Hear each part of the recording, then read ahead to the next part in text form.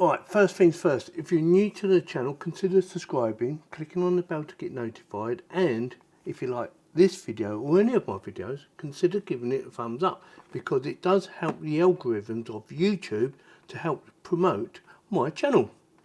With that, let's get on with it. So, I'm going to give you some detail while I do the unboxing, but before I do that, let me quickly go through this bit. So this is the KZZI K68 Pro mechanical keyboard. I think that's how you pronounce it, KZZI. That's how I'm going to say it. So it's actually from a company called ELMWAY, or it says ELMWAY KZZI. Now, something I liked about this, or the actual boxing anyway, is the quick brown fox jumps over the lazy dog. I thought that was quite good actually, quite like that. And it's repeated on the other side as well. So, while I'm doing the unboxing, I'm going to give you some specifications, or a little bit more information, or what you might call bullet points.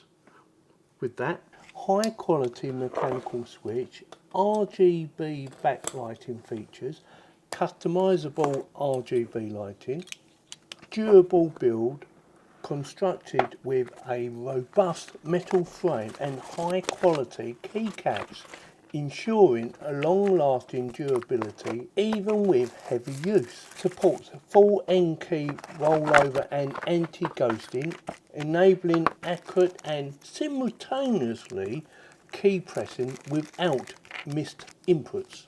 Customizable keys for macro and shortcuts. Ergonomic design, compatible with Windows, Mac OS and Linux. Dedicated media controls, volume playback and other media functions. Includes an extra set of keycaps allowing users to customize the look and feel of the keyboard. Accompanied by dedicated software for advanced customization of RGB lighting, key remapping and macro programming. Compact layout features a compact design, typically in a 68 key layout, which saves desk space while retaining essential functions. I have been playing about with it because I want to make sure I have a good understanding of how this works, so that I can tell you how it works and show you how it works. So with that, let's get on with it. Now, first things first, it has a couple of modes. It has a wired mode, which is plugged in right now, and it is very usable, and it has a wireless mode, which again I have plugged into my PC with the actual dongle that come with this. Plugged it into the PC over there, and this is going into one of my monitors, just so that I can actually use it now and also charge it up at the same time. Now, there is a couple of things that I like about this, and there's one thing I don't like about it, and that is a key puller. Yeah, believe it or not, I don't like this because it's scratching my keys, which I thought, oh, I don't like that. Putting this in, yeah, so you've got to be a bit careful. Oops, I just realised it's on. You've got to be a bit careful when using this, because it does tend to scratch the keys, which I thought, oh, I don't like that. Now, with this is turned off at the moment. When you're using wired mode, you need it in the off position. When you're using wireless mode, you need it in the 2.4 gigahertz or different devices. Say for instance you've got, you know, another Bluetooth connection.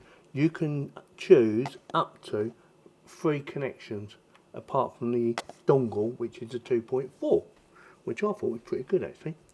Do you understand what I'm trying to say? Say for instance you've got another 2 PCs that have Bluetooth. You can connect them, so PC number 2, you put that on that one, connect it up wirelessly, or PC number 3 or PC number 4.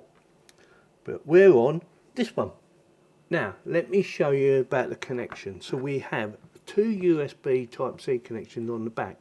Now the one on the far end is for charging them up and for wired connection. Yeah, so you can use it for wired connection and charging it up. Now the one next to it is for, say for instance you've got a memory card which is either USB Type-C connection, or you've got an adapter to convert it to USB Type-C connection.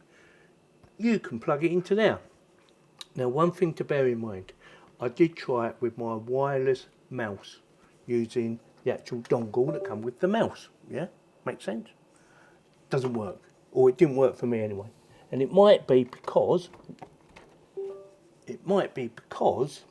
it's trying to run this plus my keyboard. I don't know, but it wouldn't work. My first impressions was it's well laid out, it's got a lovely weight to it, and it's got some nice little features, but is it too complicated? Now when I got the instructions out, I thought, oh my god. Read it a couple of times, I thought, actually, that's laid out really easy to understand once you get on with it and have a little practice. And we are going to go through that. So it's got two sides, tells you everything you need to know, except for one thing. If you're into macros, it doesn't tell you anything about macros. You need to go to the website or to their website and download some software that they have on their website for this and for some other keyboards as well. But this is actually on their website. So if you're into macros, you need to go there and download it. I did try and download it, and I did download it, and then Windows said, oh, don't recognise this bit of software, be careful. So I thought, I'm not installing it just in case. I was a bit nervous. Now, if you have it in that mode, nothing works unless you plug in the hardware cable, yes, and then it will work on hardware. If you want to use wireless, flick it to 1 and it will work. Hear that? Right. Now let me show you some of the functions of the actual FN key, because they're quite good actually.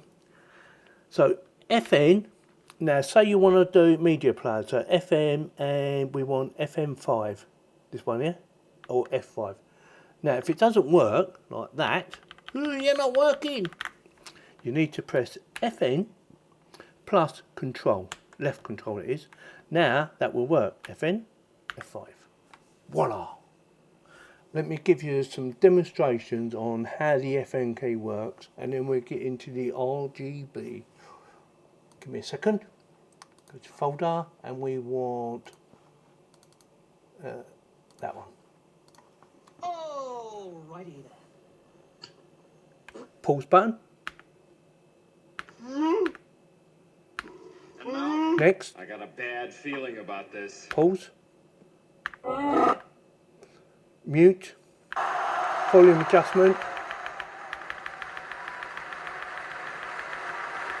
There. Pause. Or stop actually. Stop.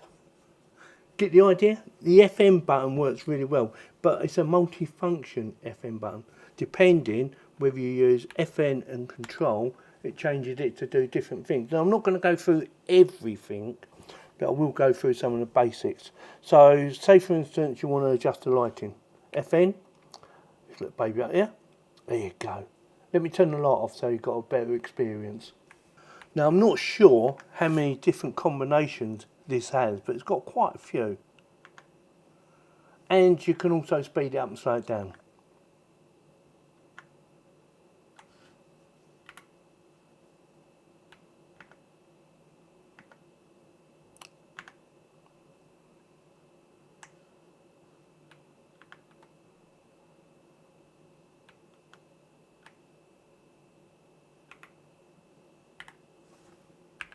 Denied.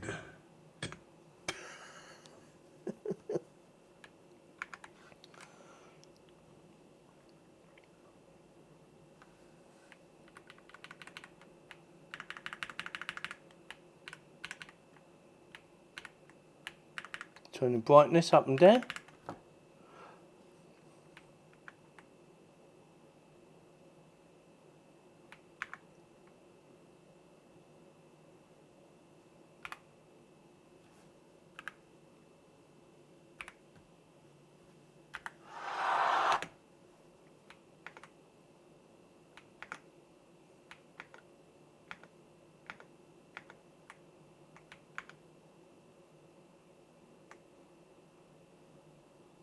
You get the idea. It is, in my opinion, a nicely laid out, and there has been a lot of thought gone into this. Even down to the 3 little lights at the end. You've got 3, one is for caps. Yeah, caps light. The other one is for the lock one. You need FN and Windows lock. Voila. And the bottom one is for charging. Let me quickly show you. Ta-da, little red light. Now it should still do all the other functions, which it does. Voila.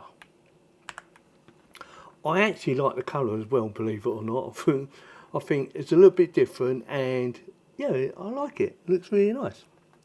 The thing that really stands out for me on this is, obviously it's a quirky layout keyboard, and it has multifunctional layers that work extremely well with the instructions. If you're new to it, just read the instructions, have a bit of practice. It doesn't take you long to figure out how easy this is to actually use, and it is extremely easy.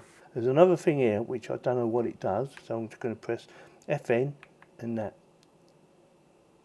Press it again and it changes the colours. There's another one here. Let's try this one. Oh, it doesn't take to my screen. Oh, it's done a screenshot. Oh, see, I'm learning still. You have delete, page up, page down, but also we have insert, pause, scroll lock. We have brightness adjustment down here. Don't know if you can see that. Yeah, brightness, plus and minus. So let's see if that does it. And you can go up and down with brightness that way as well. Now if you finish playing about with the actual colours, go FN, control, and they change automatically to other things. Except for them, because they do the brightness. One thing I haven't spoken about is the actual noise of the actual keyboard. Now they do say it's very quiet.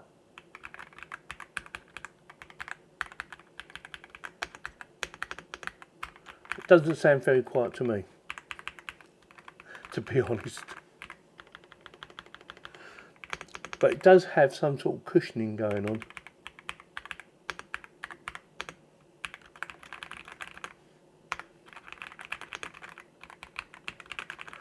So you might find that a little bit annoying, but most keyboards are noisy anyway, so it doesn't really bother me. I've got used to noisy keyboards. So with that in mind, I like it a lot.